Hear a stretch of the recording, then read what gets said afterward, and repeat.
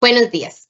El Departamento de Control Interno y Gestión del Riesgo de la Dirección de Planificación Institucional del Ministerio de Educación Pública y la Dirección de Vigilancia de la Salud del Ministerio de Salud les saluda y les da la más cordial bienvenida al webinario Dengue Cero. Esperamos que el contenido de este evento aporte en el fortalecimiento de capacidades y agradecemos su valiosa presencia. Este webinario tiene como objetivo preparar a los comités regionales e institucionales para la gestión del riesgo y la comunidad educativa en los riesgos del dengue. Les habla Stephanie Quesada, quien les acompañará como moderadora en este evento. A todas las personas participantes les solicitamos por favor llenar el registro de la asistencia que encuentran en el chat. La dinámica del evento iniciará con la presentación Dengue Cero por parte del doctor Rodrigo Marín Rodríguez, Coordinador Nacional de Manejo Integrado de Vectores del Ministerio de Salud, a quien le doy la palabra en este momento. Adelante, doctor. Gracias. Es un gusto estar con ustedes el día de hoy. Para nadie es un secreto que el dengue en Costa Rica es una enfermedad endémica desde el año 1993. Aproximadamente más de 400,000 costarricenses hemos sufrido de una manera u otra haber estado con dengue en algún momento determinado. Por si fuera poco, no es la única arbovirosis que nos ha afectado. En el 2014 comenzamos a tener casos de chikungunya, otra enfermedad también transmitida por Aedes aegypti, y en el 2016 comenzamos a tener otra enfermedad también transmitida por Aedes aegypti, que en este caso no solamente afectaba a las personas, sino también afectaba al feto, es decir, traía consigo casos de microcefalia, cabeza pequeñita en los chicos, en las mujeres embarazadas. Si la mamá embarazada le pasaba al bebé, al feto, le pasaba el tema del Zika y también lo afectaba. Y por si fuera poco, también tenemos el tema de la fiebre amarilla, que también es transmitida por el Aedes aegypti, este mosquito macho que tenemos aquí, ¿verdad? Perdón, este mosquito hembra que tenemos aquí y que pues son enfermedades que son prevenibles. Las muertes por dengue, dice la Organización Panamericana de la Salud, que el 90% de los casos son prevenibles. Las enfermedades, el 90% de las muertes por dengue son prevenibles. Y yo digo incluso que el 99% de las muertes por dengue son prevenibles, porque si somos capaces de eliminar el mosquito Aedes aegypti, prácticamente no tenemos problemas. Les quiero compartir una charla que tiene que ver qué es el dengue, cuál es el virus del dengue, por qué hay tantos casos de dengue, cuál es el transmisor, el mosquito Aedes aegypti, cómo podemos combatirlo, algunos tips que les quiero dar de repelentes, de eliminación de criaderos, que es la parte más importante, y cómo la parte educativa es la parte más importante dentro de todas estas acciones que podemos hacer. Si no hay criaderos, verdaderamente no hay dengue, es decir, no hay Aedes aegypti y no hay dengue. Seguimos llegando a la parte cognitiva. Le preguntamos a cualquier persona en Costa Rica, ancianos, personas de edad media, niños, le preguntamos qué es el Aedes aegypti y muchos conocen prácticamente todo el Aedes aegypti, pero no llegamos a la parte de acción. Es decir, en la misma persona que tiene conocimiento de Aedes aegypti, que te dice el mosquito es un mosquito negro con manchitas blancas, el dengue es malo, sí, el dengue puede matar personas, y cuando llegamos a la casa de esa persona, tiene criaderos de Aedes aegypti, criaderos básicos que los vamos a ver adelante. Vamos a continuar, a ver si puedo. Tengo un problema con la charla porque no me sale la siguiente, no me sale la siguiente diapositiva. Vamos a ver si aquí puedo.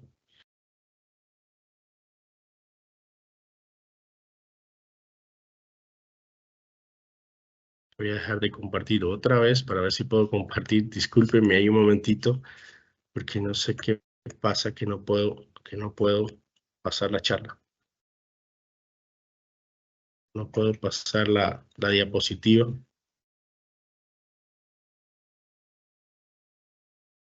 a ver, Doctor, si gusta, cierra el documento, lo vuelve a abrir y nos comparte. y ya voy a hacerlo igual. Vamos a cerrar el documento. Vamos a abrir este documento.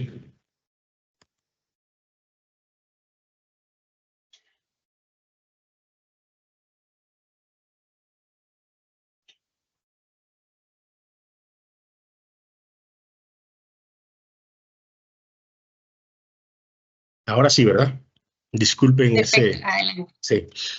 Bueno, esta es una diapositiva que a mí me encanta siempre comenzar con ella, porque uno siempre cuando habla de animales letales, uno dice, puchica, si nos metemos en el mar, pues ahí hay tiburones eh, que que matan muchas personas.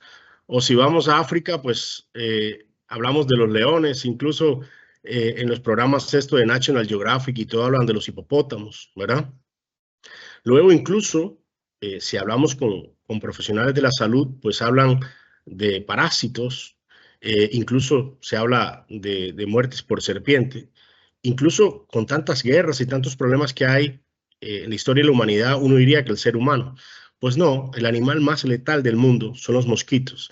Y créanme que esta cifra de 725,000 fallecidos por mosquitos que está aquí no cuenta años anteriores donde teníamos casi 3 millones de fallecidos por enfermedades también transmitidas por mosquitos como malaria, que mataba a 3 millones de personas al año, fiebre amarilla, dengue, entre otras. Es decir, el animal más letal del mundo es el mosquito. La palabra dengue viene de un dialecto africano que los africanos hablaban de Kidingapepo, ¿verdad? Que era para ellos espíritu diabólico. La primera descripción de esta enfermedad de dengue la hizo Benjamin Roche en Filadelfia en el siglo XVII, 1779. Y hasta estos días todavía tenemos casos de dengue. Hemos mejorado muchísimo, muchísimo el diagnóstico, el tratamiento, las medidas de control, pero seguimos teniendo dengue y no hemos encontrado todavía una vacuna 100% eficaz, a pesar de que hay algunas vacunas ya en el mercado internacional. ¿Cuál es el agente infeccioso del dengue? ¿Qué es el dengue? ¿Es una bacteria? ¿Es un hongo? Bueno, el dengue es un virus y eso es importante tenerlo presente. El virus del dengue pertenece a la familia Flaviviridae. Existen 4 serotipos de dengue, los cuales se designan como dengue 1, dengue 2, dengue 3 y dengue 4. Y cuando hablo de dengue 1, dengue 2, dengue 3 y dengue 4, no es que te tenga que dar el dengue 1 primero, después el dengue 2, después del dengue 3 o el dengue 4. Es importante decir que el dengue son como apellidos, como Marín, como Rodríguez, como Díaz, como Pérez, y que te puede dar independientemente el 4 primero, el 2 después, el 3 después, el 1 al final. Es decir, no hay ningún tipo de... Ese número es un apellido, ¿verdad? Dengue 1, dengue Marín, por decirlo de alguna manera, que se determinan por técnicas moleculares o de cultivo celular que se llaman generalmente PCR. La infección en el hombre por un serotipo de dengue produce inmunidad para toda la vida contra la reinfección de ese serotipo. Es decir, si a mí me da el dengue tipo 3, no me da dengue 3 nunca más en la vida. Y eso es sumamente importante. No me da dengue 3 nunca más en la vida. Por eso hay veces que hay muchos casos de dengue, años buenos, otra vez comienzan a salir los casos de dengue y así sucesivamente. Y ese es un tema muy importante. Otro tema muy importante con relación al tema del dengue, de los tipos de dengue, es que si a una persona le da un tipo de dengue una vez, si te da por segunda o por tercera e incluso por cuarta vez, la probabilidad de dengue grave, que es el que anteriormente se llamaba dengue hemorrágico, aumenta considerablemente con la alta probabilidad también de estar en un centro hospitalario e incluso en ese centro hospitalario puedes también tener problemas porque hay personas que mueren por dengue y eso es sumamente importante tenerlo presente. ¿Cómo se transmite esta enfermedad? ¿Verdad? Bueno, el ciclo de transmisión del dengue tiene que haber una persona enferma, un mosquito, Aedes aegypti, y una persona sana. Es decir, Rodrigo Marín tiene dengue,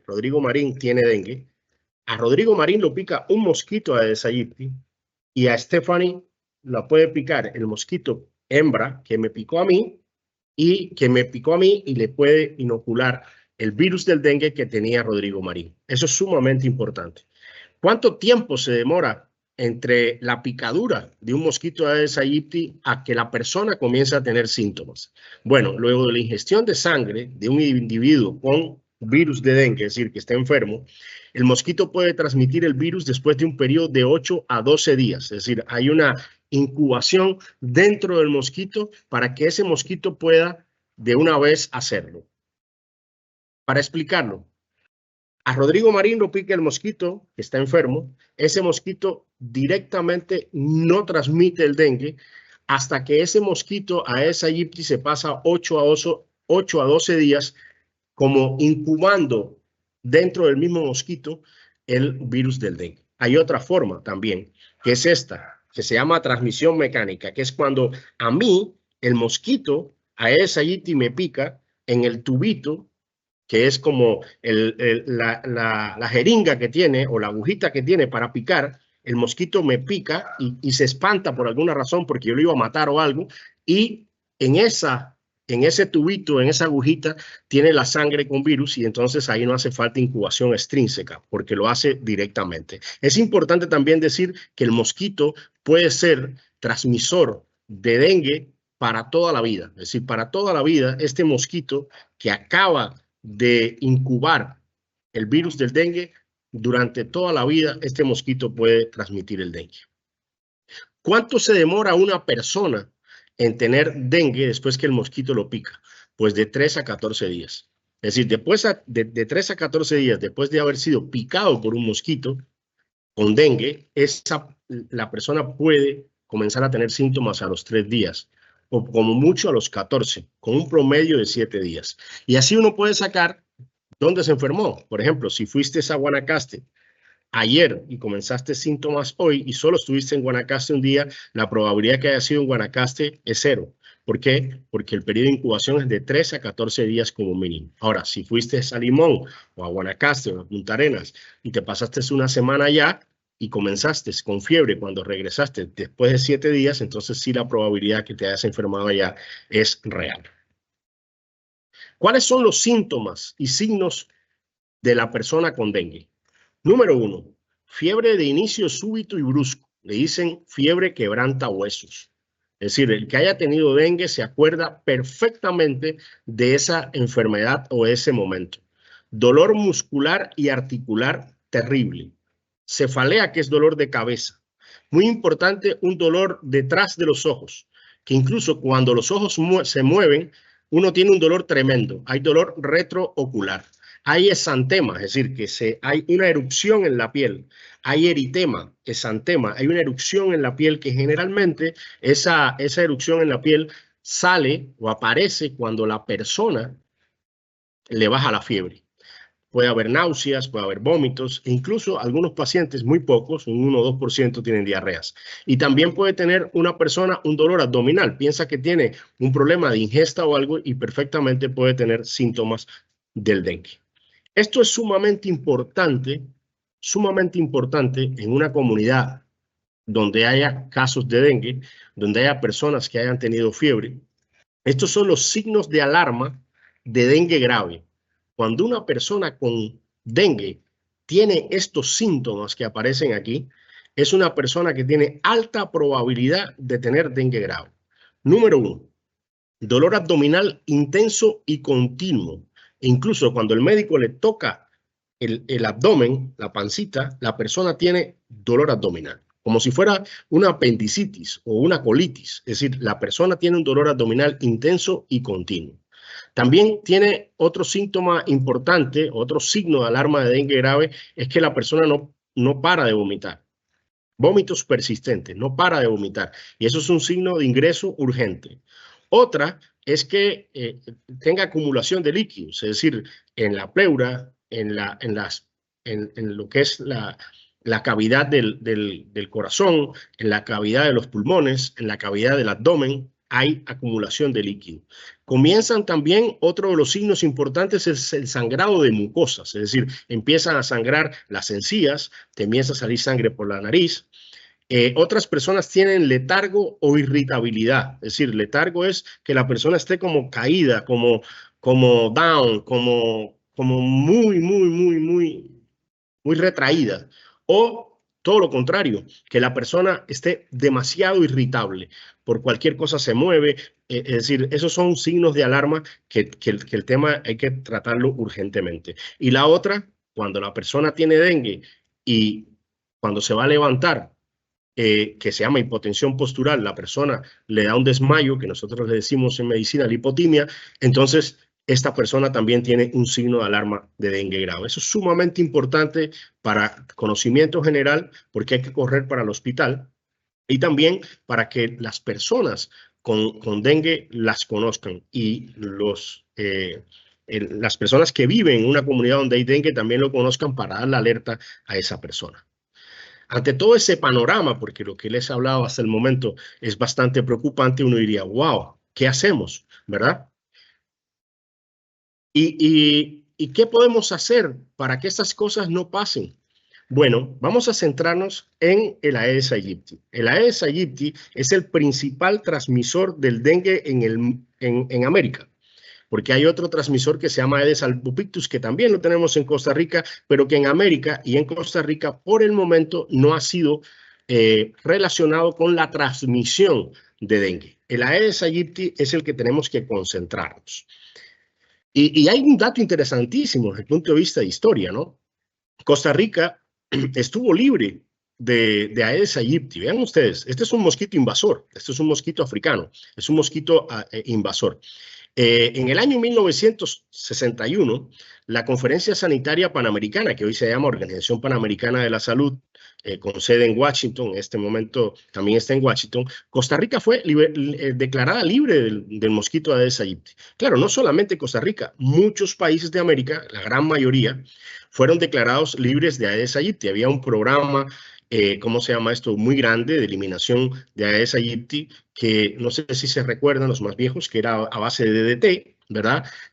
O los abuelos le comentaban a uno, o los papás, que utilizaban la fumigación con un producto que se llama DDT, que está prohibido en este momento en la gran mayoría de los países porque tiene efectos secundarios extremos, y se aplicaba en todas las paredes y todos los países pues lograron, o la gran mayoría de los países lograron eliminar el vector. En el año 61 lo declararon libre a Costa Rica, pero en el año 71 lo encuentran en Punta Arenas y lo logran negativizar 2 años después, en el año 1973. En el año 1977 lo encuentran nuevamente en Punta Arenas, todo relacionado con los puertos, con los lugares.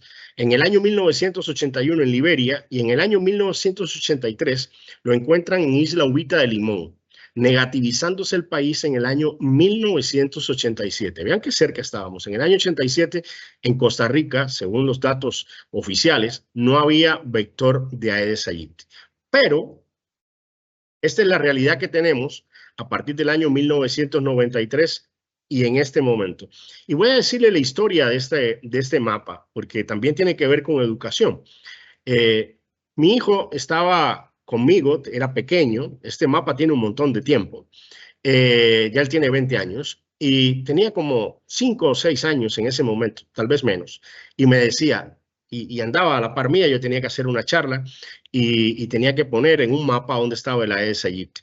Y puse el mapa con los colorcitos que había antes en los programas estos de Word, y le digo, ¿por qué no me ayudas a pintar este mapa? Él se entretuvo y yo tomé la decisión con base científica de poner prácticamente la Aedes aegypti en todo el territorio nacional. Solo unos pocos lugares de Costa Rica no tienen Aedes aegypti, los que están por encima de los 2.200 metros sobre el nivel del mar. Incluso el año pasado tuvimos casos en Cartago, una transmisión activa en Cartago que pudimos controlar, pero prácticamente en toda Costa Rica hoy hay Aedes aegypti. Antes hablábamos solo que era cosa de las costas, de Liberia, de Limón, de Punta Arenas, ahí donde había problemas. Hoy en Costa Rica prácticamente tenemos problemas en todos los lugares. De hecho, la mayoría de los casos de los últimos años han estado en el Valle Central, dígase Alajuela, dígase San José, prácticamente todos los barrios. Como les dije, tuvimos casos en Cartago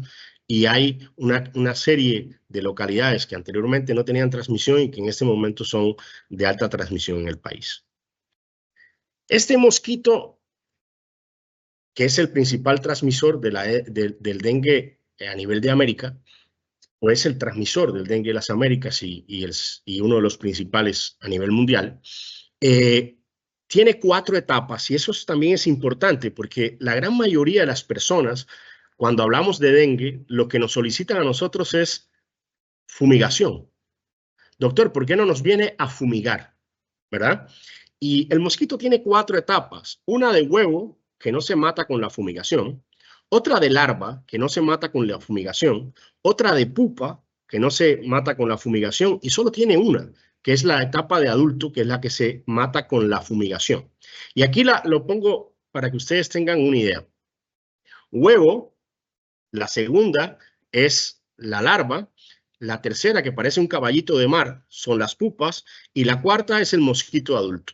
La fumigación solo nos serviría para el mosquito este, que está aquí, solamente para eso. Y para el resto no. De hecho, tiene una fase acuática y una fase terrestre, por decirlo de alguna manera.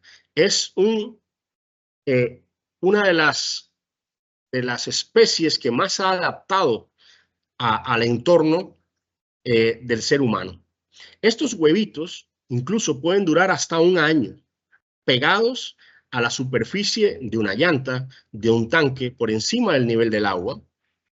Y al año, cuando se humedecen o entran en contacto con agua, inmediatamente pueden eclosionar y pasan entonces a la larva, que la larva puede durar alrededor de unos 3-5 días. Hay estadio 1, 2, 3 y 4 de larvas. Pasa a pupa. Vea qué brillante, porque una vez dije inteligente y me criticaron, porque verdaderamente inteligente no es. Y el mosquito, esta pupa no se alimenta, es decir, le echamos larvicidas o algo y no se alimenta.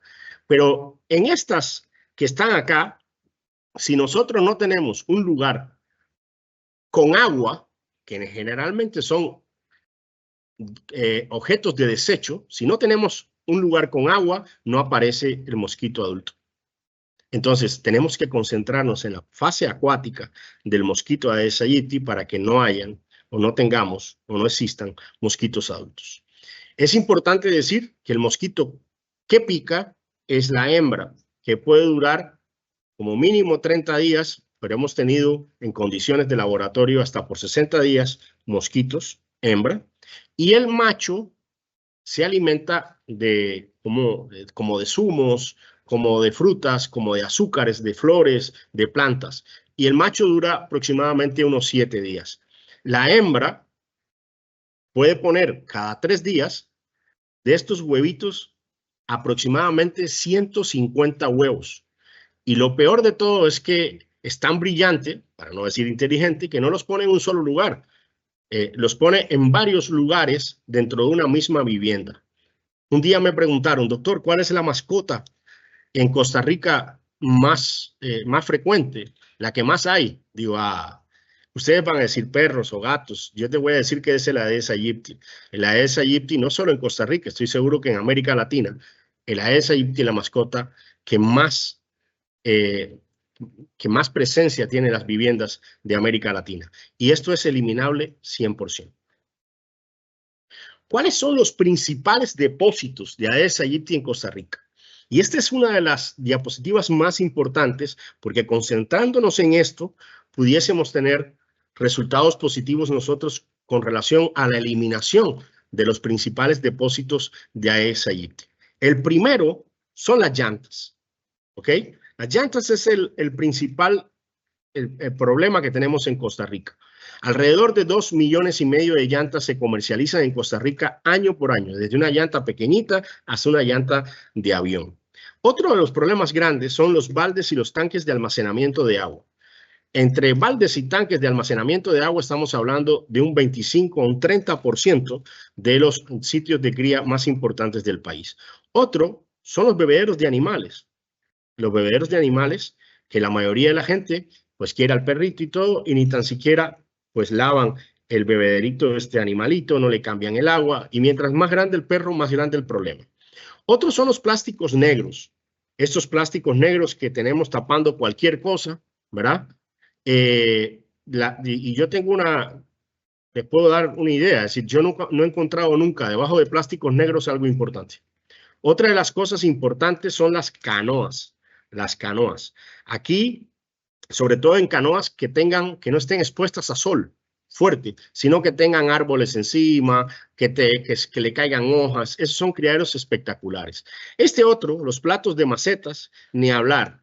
Estos platos de macetas surgen para que las personas que hacen la limpieza, pues el agua no esté regada, o para echarle agua a la planta y que no se pringue el piso, por decirle, el agua en el piso. Pero eso está bien para dentro de una casa, que es un problema, siempre y cuando uno los tenga controlados y cambie el agua y los friegue. Por aquí se puede perfectamente pegar un huevito de Aedes aegypti y sigue el ciclo. Pero también nos encontramos fuera, es decir, tú dices, bueno, ¿y qué hace un plato de maceta en un patio o en un corredor? Es decir, hay cosas que uno no puede entender. Y luego, pues los desechos sólidos, ¿verdad? No la basura tradicional, sino las latas de sardina, los tarros, la chatarra mecánica, la chatarra de línea blanca, son de los criaderos más importantes de Costa Rica. Hay algunos de los estudios más importantes con relación al tema de los sitios de cría de Aedes aegypti, también en la provincia de Limón, otra vez. Este es de la región Huetar Atlántica, que es la Huetar Caribe. Eso es en el 2011. Vean, llantas, tanques, tarros, baldes, plásticos y bebederos. Lo hacemos en el 2012 y sale la misma idea. Llantas, tanques, baldes, tarros, bebederos y plásticos. Cambian el orden, pero siguen los mismos. Este es en el 2014, lo misma historia. Tanques, baldes, llantas, tarros, plásticos, bebederos. Cambian el orden, pero siguen los mismos. Luego nos fuimos a la región Pacífico Central, hicimos el mismo estudio y vean, 2011, tarros, baldes, llantas, bebederos, tanques, canoas. Luego vamos a la región de Chorotega, Guanacaste, y vemos llantas, tanques, baldes, tarros, platos de maceta y bebederos. Es decir, siguen siendo los mismos. En la región Chorotega en el 2013, igual. Aquí salieron las bromelias, solo en un lugar en Tamarindo, donde había un montón de bromelias positivas, que por eso cambió un poco. Pero el resto prácticamente es la misma historia a nivel nacional. De hecho, les voy a ser muy franco. Yo antes publicaba año por año un artículo, que lo pueden leer, sitios de cría de Aedes aegypti en Costa Rica, y van a ver varios artículos míos con relación al sitio de cría. Dejé de hacerlo porque prácticamente estaba haciendo copy-page, o pareciera que estuviera haciendo copy-page, y ponía recomendaciones de lo que se tenía que hacer, y prácticamente año por año veía los mismos resultados. Es un tema de educación que necesitamos llevarle a la población. ¿Cuáles son los determinantes de la población de vectores y del contacto entre vectores, patógenos y el ser humano?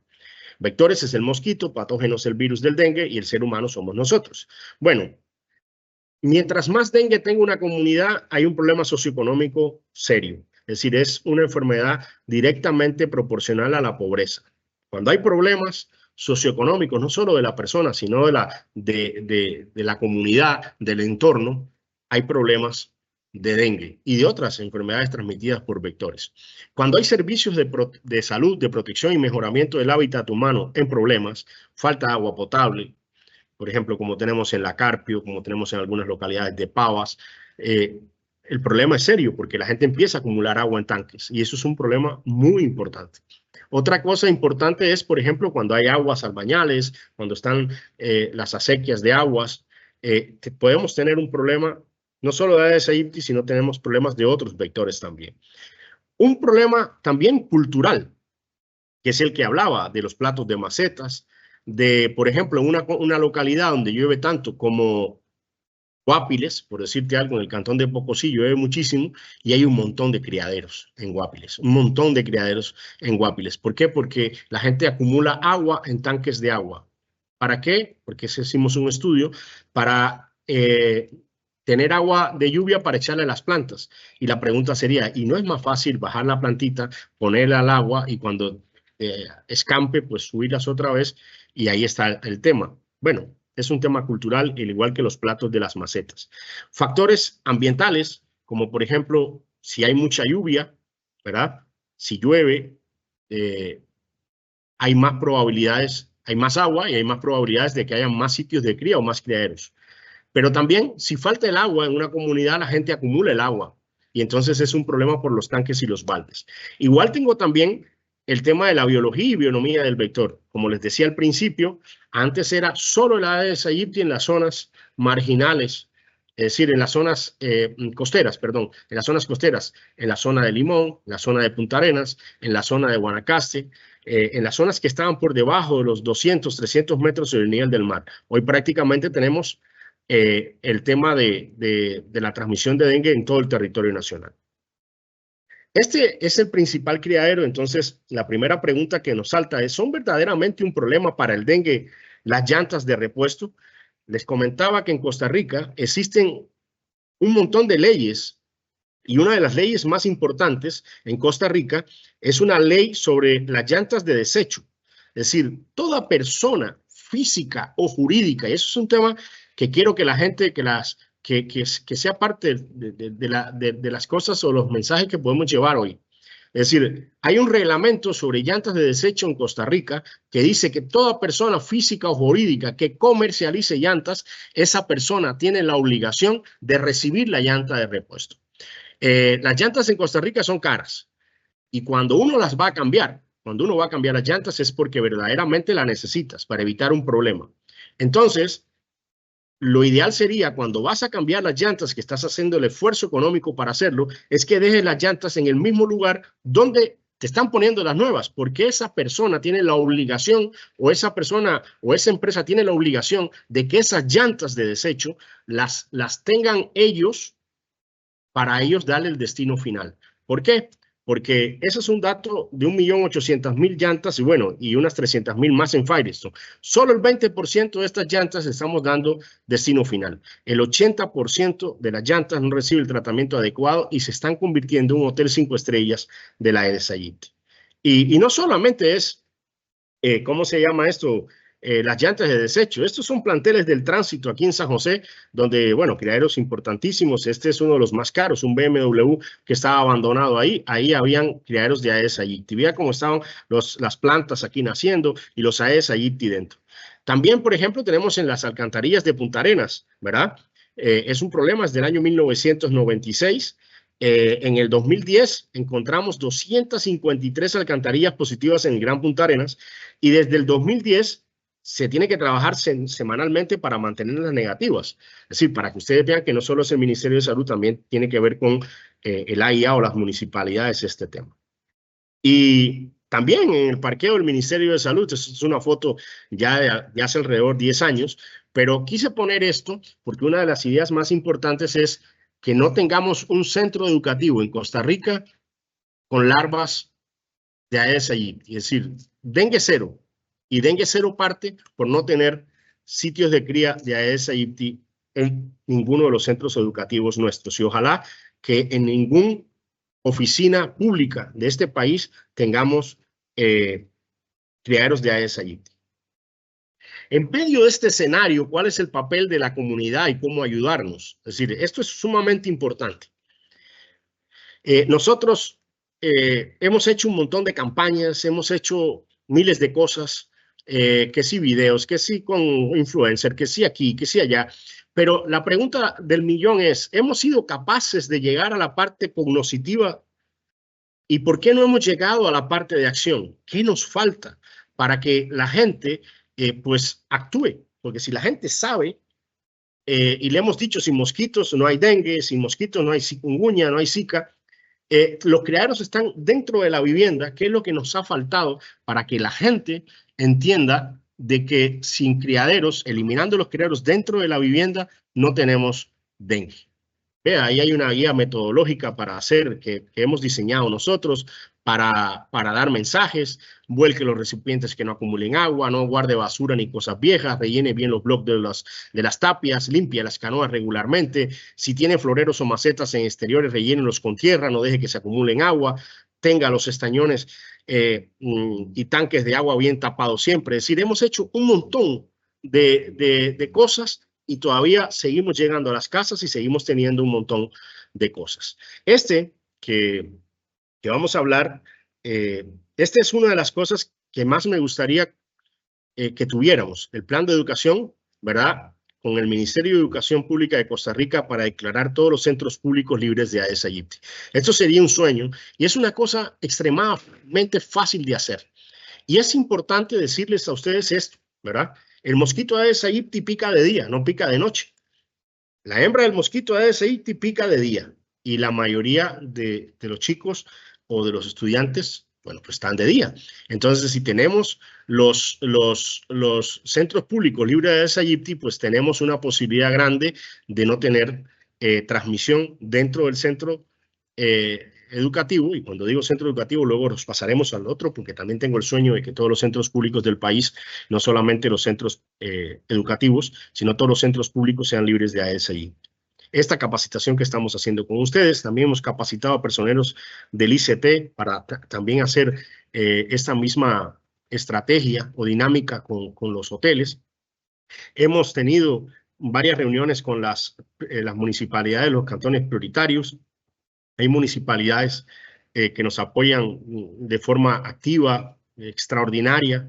A otras tenemos que apurar un poco, pero en sentido general es un trabajo también con las municipalidades y la utilización de redes sociales. Pero la parte más importante yo creo que es si los chicos van conociendo sobre la Aedes aegypti, sobre el dengue, sobre el riesgo que tenemos no solamente de dengue, sino de zika, de chikungunya, incluso de fiebre amarilla, y somos capaces de enseñarles a ellos, yo creo que habrá una menor posibilidad de tener problemas en el país al futuro. Uno de los tips importantes para la participación de la comunidad, y eso tiene que ver también con la educación que le podemos dar a los chicos, ¿verdad? Es que hay que cerciorarse que sus miembros o los miembros de la comunidad estén informados sobre los conceptos básicos de las enfermedades y las características de los mosquitos. Ciclo biológico de los mosquitos, es decir, dónde pone sus huevos, ¿ok? En esos criaderos más importantes. La fase acuática que tiene, el horario de picadura. El mosquito hembra de Aedes aegypti pica de día. Los tiempos o los horarios más importantes son en Costa Rica como de 5 a 7 de la mañana y luego en la tarde como de 5 a 6, pero generalmente en el mismo día. Otra cosa importante de los mosquitos Aedes aegypti es que a veces nos llaman porque hay un montón de mosquitos alrededor de la luz. En las casas donde hay mosquitos Aedes aegypti, los mosquitos Aedes aegypti no están en enjambre o muchos juntos, mucho menos alrededor de la luz, porque ellos tienen en su gran mayoría fotofobia, no les gusta mucho la luz, entonces están escondidos detrás de una cortina, en un armario, debajo en la cama, por ahí anda el mosquito Aedes aegypti, no está nunca alrededor de la luz y mucho menos más de 3 o 4 por casa. Cuando tengan un montón de mosquitos de otro tipo, son otros mosquitos, no son Aedes aegypti. Y también hay que informarle a la población cómo se transmite, cuáles son los síntomas, cuáles son los signos de alarma, cuál es el tratamiento, cuál es el diagnóstico y qué hay que hacer cuando uno esté enfermo. Importante, hay que acudir al médico, ¿verdad? Hay que acudir urgente al médico. La gente no debe tomar ni aspirina, ni ibuprofeno, deben tomar acetaminofén y hay que ir al médico para evitar los sangrados y que tengan síntomas de dengue grave. También les quería dar algunos tips sobre los repelentes, porque también son importantes. Como es natural, no traigo ninguna marca ni nada, simplemente repelentes. Estos que están a la izquierda son los principios activos de los ingredientes que deberían usar. DEET, DEET, picaridin, KBR 3023, vairepel y caridin, aceite de limón de eucalipto o parametanodiol y el IR 3535.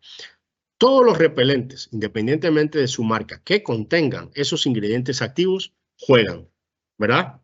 Los que no tengan esos ingredientes activos, verdaderamente no juegan. Esos son los que están, ¿cómo se dice?, aprobados por la FDA, por la EMA en Estados Unidos, por la gente ambiental, y por la gran cantidad de estudios que se han hecho, estos son los que se pueden usar. Es decir, las marcas comerciales deben tener estos ingredientes activos y son los que verdaderamente se deben usar. Hay algunos tips para el uso de repelentes que me gustaría también comentarlos con ustedes. Aunque no lo crean, hay que seguir siempre las instrucciones de la etiqueta. Muy importante que tenga permiso del Ministerio de Salud de Costa Rica. Es importante también no usar sobre la piel debajo de la ropa. ¿Ok? ¿Ok? Por ejemplo, si yo tengo en este momento este saco puesto y esta camisa, no voy a ponerme repelente y después ponerme el saco y la ropa, porque los repelentes es para repeler que llegue el mosquito, no para matar el mosquito, es para que el mosquito no llegue por unos olores o por unas cosas químicas que el mosquito como que lo alejan de uno. Si va a usar bloqueador solar, sobre todo a los que van a la playa, use primero este y luego el repelente. Es decir, primero el bloqueador solar y luego usa el repelente. Por lo mismo, porque si echa el repelente primero y después echa el bloqueador solar, usted prácticamente el mosquito le va a ir para arriba porque no va a tener la barrera, por decirlo algo, del repelente. No rocíe directamente la cara. Si primero lo aplica en las manos, si se lo aplica en la cara, pues si lo echa ahí le puede caer en los ojos, en la nariz, etc. Nunca aplicar en las manos de los niños, porque los niños se lo llevan a la boca. Cuando hay una herida, no puede usar o tiene la piel irritada, no usar repelente encima. No pueden usar ningún repelente en niños menores de 2 meses y busque siempre que haya sido registrado por el Ministerio de Salud, por la EPA, que es la Agencia Ambiental de Protección de los Estados Unidos. Esto es un método práctico que hay veces cuando tengo tantos enredos de dengue en Costa Rica, pues quisiera hacerle. Tendría que buscar a millones de doctores igual que yo para poder hacerlo, porque son millones de mosquitos y nosotros somos bastante pocos. Nuevamente, pongo los principales depósitos positivos en Costa Rica, porque sobre esos tenemos que trabajar: llantas, baldes, tanques de almacenamiento de agua, bebederos de animales, plásticos negros, tarros, canoas y platos de macetas. Me retiro termino con una frase de Albert Einstein que dice: si buscas resultados distintos, no hagas siempre lo mismo. Y yo creo que hemos estado al revés.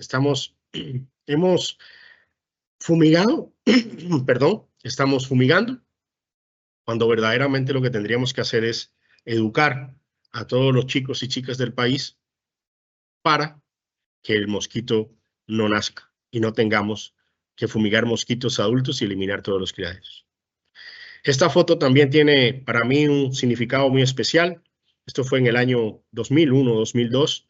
Esos son chicos de Bribri, Talamanca, donde yo, pues, gracias a Dios, trabajé muchísimos años y amo ese lugar. Y ahí dice: eliminar los criaderos de responsabilidad de todos. Estos deben ser ya mamás y papás con total seguridad, pero para que vean la importancia que tiene la parte educativa en el control de la desayite.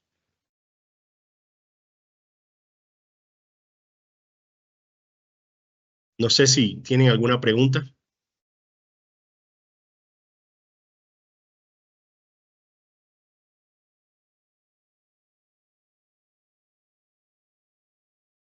Muchísimas gracias, doctor. Muchísimas gracias al doctor Rodrigo Marín Rodríguez, coordinador nacional de manejo integrado de vectores del Ministerio de Salud, por tan excelente presentación. Pasamos al espacio de consultas y le voy a dar la palabra a Tatiana Méndez del Departamento de Control Interno y Gestión del Riesgo para la moderación de este espacio. Adelante, Tatiana. Gracias, Esther. Doctor, la primera consulta sería: ¿qué hacer cuando se encuentra agua estancada con posibles larvas? ¿Se vacía? Y si se echa algún insecticida, ¿y que dónde se debe vaciar? Mira, esa es una cosa facilita de resolver.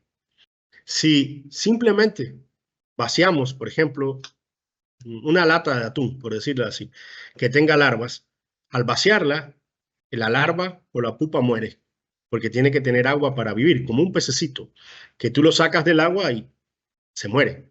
Entonces, solamente voltearlo, botarle el agua o abrirle un huequito por debajo si es desechable, y luego hay que hacer esto? Porque recuerden que los huevitos pueden estar pegados en la superficie durante aproximadamente un año. Entonces, si lo vamos a dejar, un balde, una lata de atún o algo, lo vamos a dejar, le vaciamos el agua, le abrimos huequitos a la lata de atún y después podemos lavar perfectamente ese balde, ese tanque, y vamos a eliminar los huevitos que tiene. Y luego, pues, tomar medidas, ¿no? Pues, si tenemos un tanque que tuvo larvas, vaciamos el agua y lo limpiamos por dentro, y lo ideal sería ponerle una tapa para que no vuelva a ser un criadero.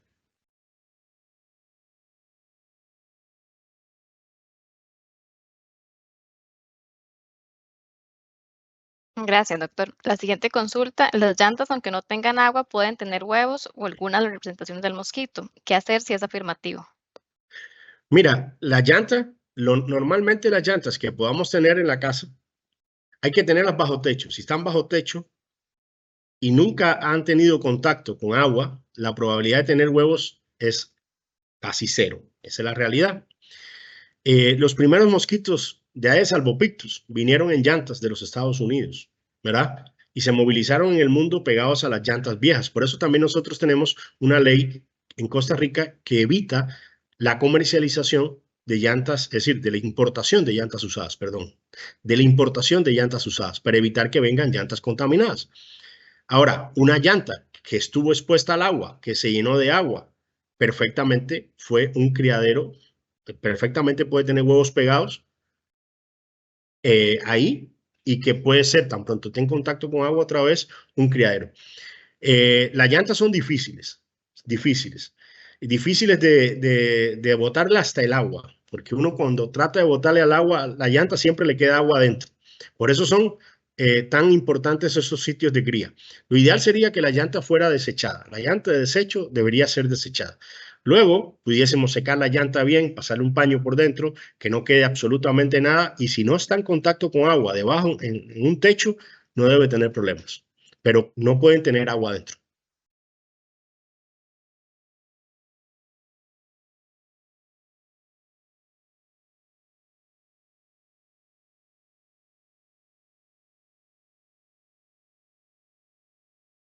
Gracias, doctor.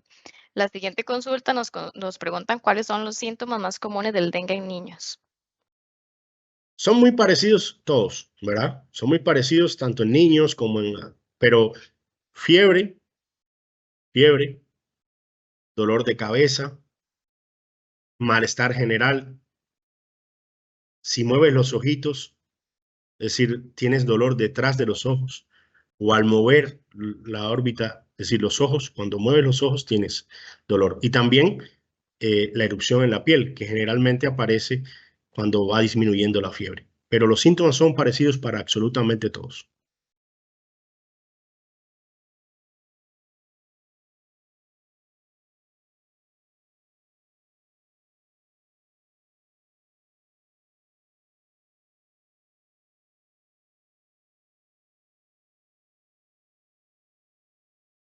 No sé si tenemos otra más. Esta, Sí, doctor, ya le hago las siguientes consultas. La siguiente dice, ¿qué medidas personales podemos tomar para prevenir el dengue? bueno, la primera, que la llevo siempre en casa, aquí en mi casa no hay un criadero de Aedes aegypti. Es decir, Ya le damos, en mi casa no hay ni un criadero de Aedes aegypti. Eso se los puedo asegurar. Y no solamente en casa, ojalá en el entorno también. Esa es la primera, más importante de todas. Y luego, cuando no estoy seguro del lugar donde voy, si voy a una playa o algo, pues puedo usar repelentes, ¿verdad? De la marca que ustedes quieran para evitar ser picado por el Aedes aegypti. Pero lo más importante de todo es la eliminación de criaderos dentro de la vivienda y su entorno inmediato. Y ojalá también el centro laboral, ¿verdad? Es decir, si uno está por el día, es decir, yo que me paso prácticamente todo el día en la oficina, es decir, si estás todo el día en la oficina en la mañana, las probabilidades que tengas problemas en la oficina es mucho mayor que en tu casa. Entonces, ya ahí puedes tener la casa limpiecita y puedes tener un problema en tu centro de trabajo. Y entonces ahí es donde hay también que hacerlo, es decir, hacer el trabajo en ambos lugares.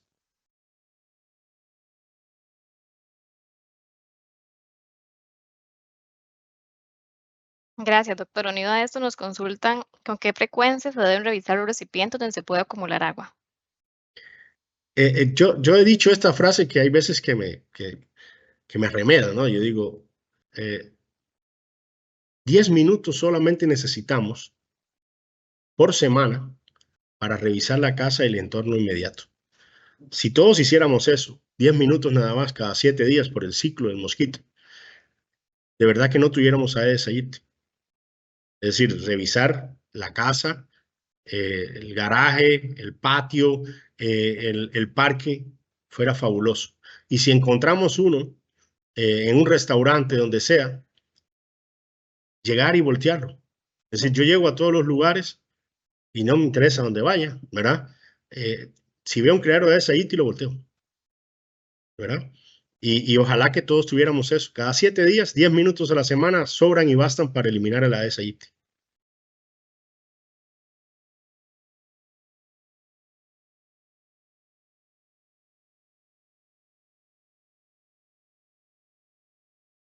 Gracias, doctor. Nos consultan si existe un procedimiento específico para reportar posibles casos o focos de dengue. Sí, claro. Nosotros tenemos áreas rectoras de salud a nivel nacional, es decir, desde Talamanca hasta San José.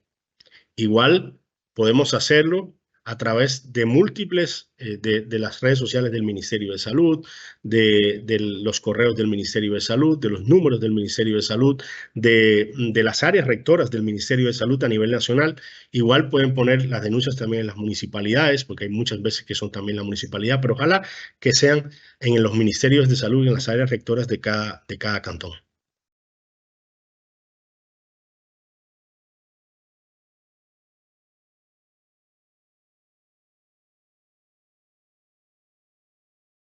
Gracias. Nos consultan qué diferencia hay entre el dengue clásico y el dengue grave.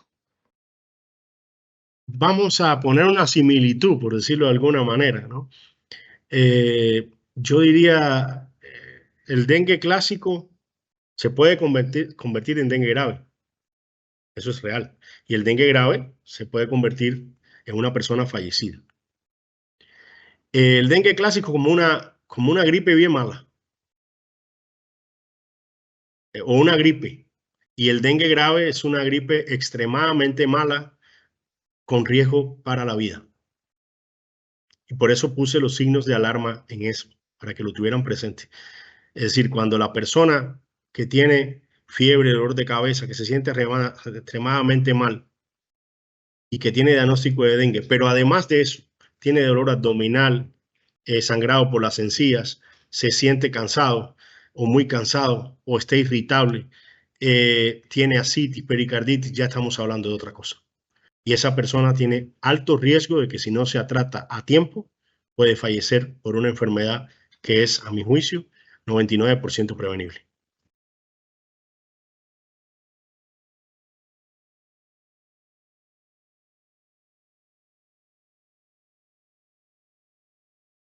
Gracias, doctor. Nos consultan qué producto es el más recomendado para colocar en casas y escuelas al nivel de espacio físico. Lo más importante, vea que yo no he hablado de productos, ¿ok? Y creo que no voy a hablar de productos. Voy a hablar de eliminación de criaderos. Es decir, tú destruyes o eliminas los lugares donde pueda venir a poner huevos un mosquito hembra de Aedes aegypti y uno no tiene que usar ningún producto. Les voy a ser franco, en mi casa no hay ningún producto. Es decir, yo no tengo producto ninguno en mi casa. Ahora, en los tanques tienes que tener un tanque. Puedes usar algún larvicida como Spinosad, como las mallitas de piriproxifen, pero eliminando los sitios de cría de Aedes aegypti no tenemos que usar absolutamente ningún producto.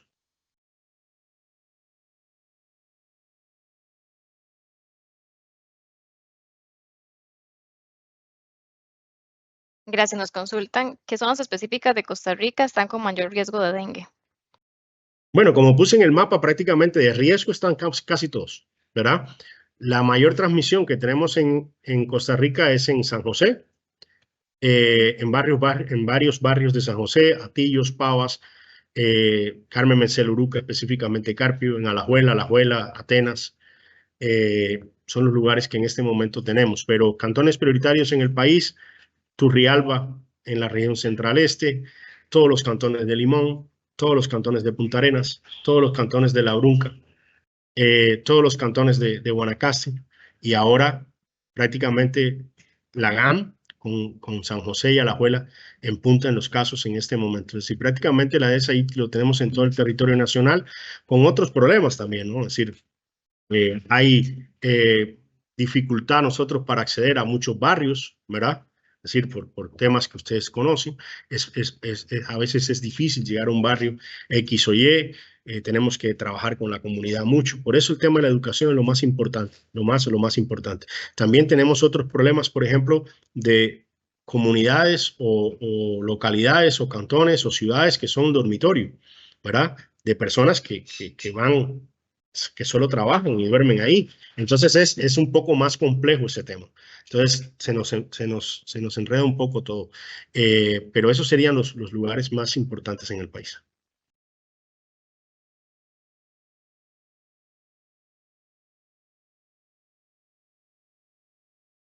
Gracias, doctor. Nos consultan a nivel de repelentes, ¿cuál sería el mejor repelente? Nos indican que usa uno, pero que solo dice que tiene DEET de 10 a 30%. Unido a esta pregunta, también nos dice, mi repelente tiene alcohol etílico, DEET, butano, propano e isoputano. ¿Es eficaz este tipo de repelentes? Esa fue una de las cosas que puse ahí. Es decir, yo no voy a decir marcas, porque no voy a decir marcas, no me toca. Pero los ingredientes activos, el que dijo fue DEET, es decir, DEET, D-E-E-T. Ese es uno de los que está recomendado. Es decir, todos los que puedan tener, ¿cómo se llama esto? Ese ingrediente activo está perfecto. Igual el resto de los ingredientes activos que puse en la lista.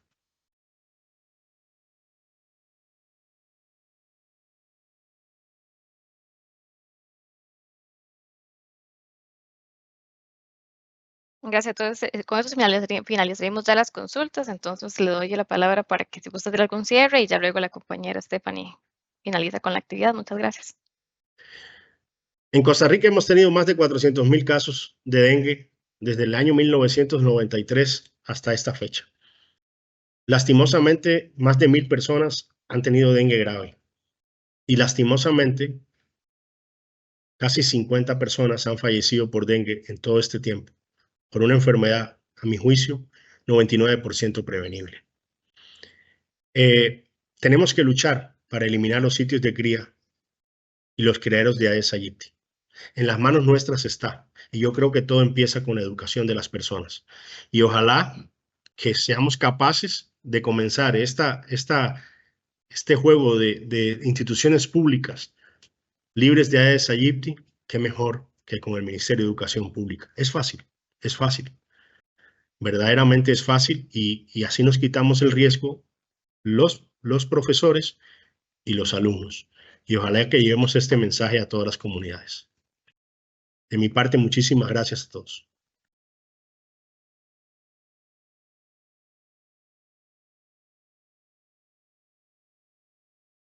Muchísimas gracias al doctor Rodrigo Marín Rodríguez por todas las preguntas aclaradas y que contestó en este espacio de consultas, y a Tatiana Méndez por la moderación. Muchísimas gracias, doctor.